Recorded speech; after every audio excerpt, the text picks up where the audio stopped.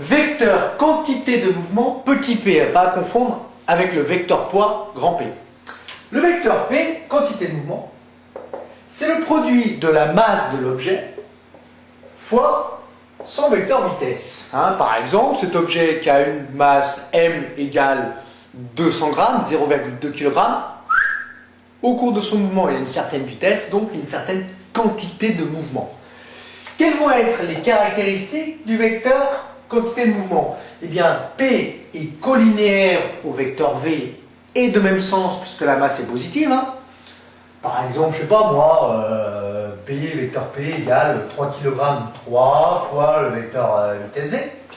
Donc collinéaire est de même sens, ce qui implique que sa direction est identique au vecteur V, idem à vecteur vitesse V. Le sens, celui de V, évidemment, celui de V. Son point d'application, eh bien son point d'application, c'est le point M à l'instant T considéré. C'est un point M. Et ensuite, sa norme ou valeur, que vaut-elle? Eh bien tout simplement, norme de P égale valeur absolue de M. Valeur absolue de M, c'est M, la masse, elle n'est que positive. Donc on va mettre M fois la norme de V.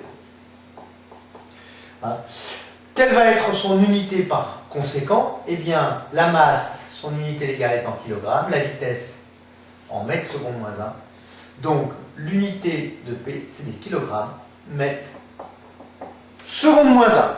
Comment est-ce qu'on trace le vecteur P? Il est collinéaire au vecteur vitesse. Donc, imaginons qu'on ait le vecteur vitesse tangent la trajectoire à l'instant T ici. Eh bien, le vecteur P, il sera également tangent à la trajectoire, puisqu'il est collinéaire au vecteur vitesse, il aura également le même sens. Évidemment pas la même norme, puisqu'il ne s'agit pas des mêmes unités. Le vecteur vitesse est en mètres par seconde, et le vecteur quantité de mouvement est en kilogrammes mètres seconde moins 1.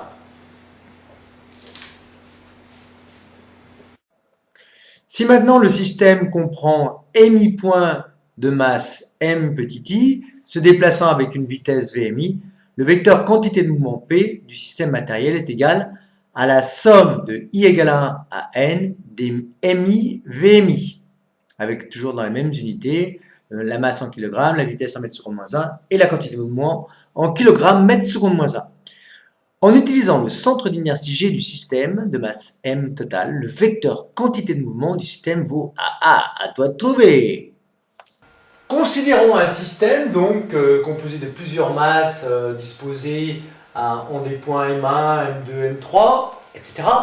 Que vaut la quantité de mouvement de ce système qui se déplace? Eh bien tout simplement la quantité de mouvement du système est égale à la somme des quantités de mouvement de chacun des sous-systèmes, c'est-à-dire somme des mi fois la vitesse vi. Ou, ce qui revient au même, la quantité de mouvement P égale somme des mi fois la dérivée par rapport au temps de OMI. Ça ferait donc M1 fois V1 plus M2 fois V2 plus M3 fois V3, etc. etc. Bon. Essayons maintenant d'exprimer cette quantité de mouvement par rapport à ce fameux point G où on aurait concentré toute la masse du système.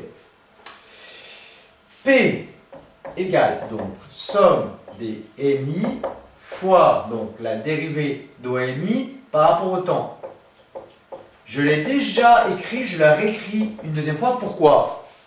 Parce que j'ai fait une erreur. C'est pas grave.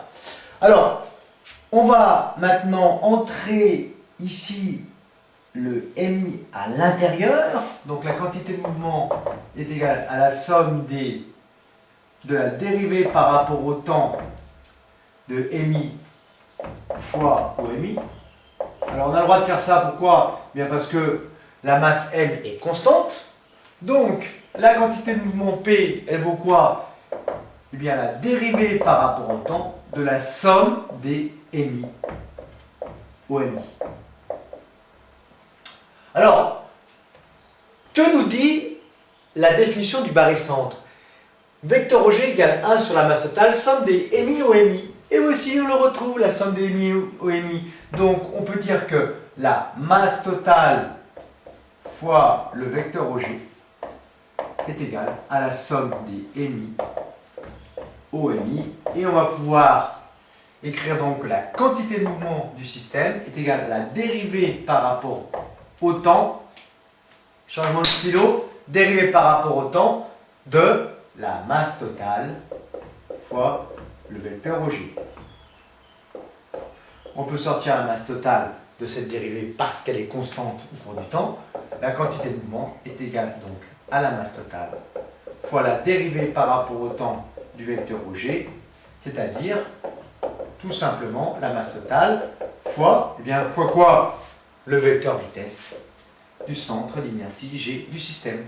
Autrement dit, P égale somme des émis fois VI, et c'est égal à la masse totale fois le vecteur vitesse du centre d'inertie G du système.